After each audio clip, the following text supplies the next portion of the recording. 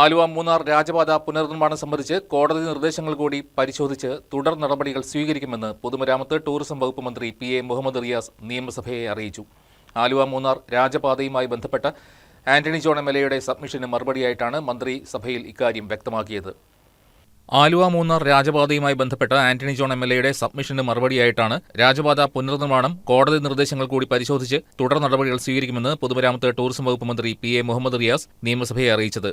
MLA നിരവധി തവണ ഈ ആവശ്യം ഉന്നയിച്ചിരുന്നു. ഈ വിഷയത്തിൽ ചില പരിശോധനകൾ പൊതുമരാമത്ത് വകുപ്പ് നടത്തുകയും ചെയ്തിരുന്നു. വനംവകുപ്പുമായി ബന്ധപ്പെട്ട വിഷയങ്ങൾ ഉൾപ്പെടെ MLAയ്ക്ക് കൃത്യമായി അറിയാവുന്നതാണ്. നിലവിൽ ഈ റോഡുമായി ബന്ധപ്പെട്ട വിഷയം ഹൈക്കോടതിയുടെ പരിഗണനയിലാണ്. ഹൈക്കോടതി നിർദ്ദേശപ്രകാരമുള്ള റോഡ് അളന്ന് തിട്ടപ്പെടുത്തുന്നതിന് ഹൈലെവൽ എക്സ്പെർട്ട് കമ്മിറ്റി രൂപീകരിച്ചിരുന്നു. തഹസിൽദാർമാർ, ഫോറസ്റ്റ് റേഞ്ച് ഓഫീസർമാർ, പൊതുമരാമത്ത് എക്സിക്യൂട്ടീവ് എഞ്ചിനീയർ എന്നിവർ ഉൾപ്പെട്ട സബ് ലെവൽ കമ്മിറ്റി പരിശോധന നടത്തി റിപ്പോർട്ട് സമർപ്പിച്ചിട്ടുണ്ട്. കോടതി നിർദ്ദേശം കൂടി പരിഗണിച്ച് തുടർ നടപടികൾ സ്വീകരിക്കുവാൻ സർക്കാരിന് കഴിയും. ആലുവ മൂന്നാർ രാജപാത യാഥാർത്ഥ്യമായാൽ അത് കേരളത്തിന്റെ കാർഷിക ടൂറിസം മേഖലയ്ക്ക് വലിയ കുതിച്ചുചാട്ടം ഉണ്ടാക്കുന്ന ഒന്നായി മാറും. ആലുവയിൽ നിന്ന് മൂന്നാറിലേക്ക് 20 കിലോമീറ്ററോളം ദൂരം കുറഞ്ഞു കിട്ടും. അതോടൊപ്പം ഈ മേഖലകളിലെ ആദിവാസി ജനവിഭാഗങ്ങളുടെ ഉന്നമനത്തിനും അത് ഗുണകരമായി മാറുന്നതാണ്.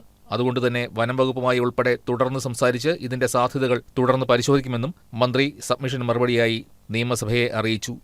News desk KCV news.